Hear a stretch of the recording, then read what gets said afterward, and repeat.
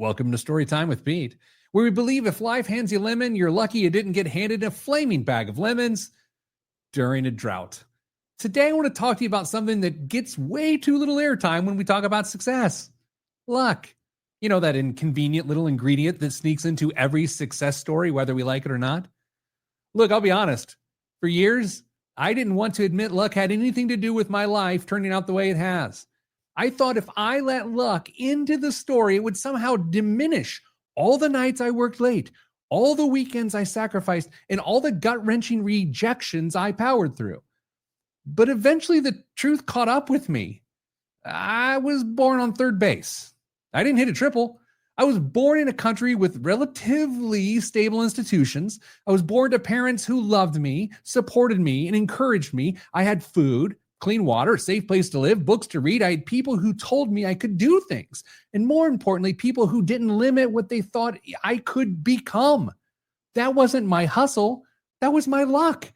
Now, I know hearing someone say you have privilege can feel weird. It can feel like someone saying, oh, you think you're good at the guitar? Neat, but your amp was better than everyone else's. It can feel dismissive, but that's not what this is about. This isn't about a blame or guilt game. It's about honesty.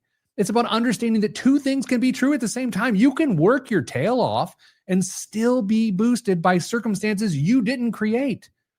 And here's where it gets practical.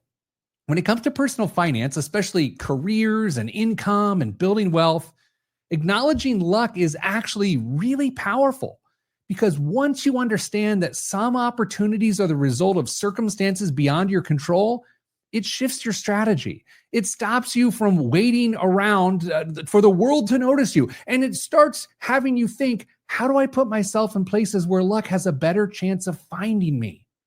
Success isn't just about grinding hard at the wrong job. It's about picking industries with growth potential. It's about choosing to work for a boss who champions your career instead of someone who's just happy you show up.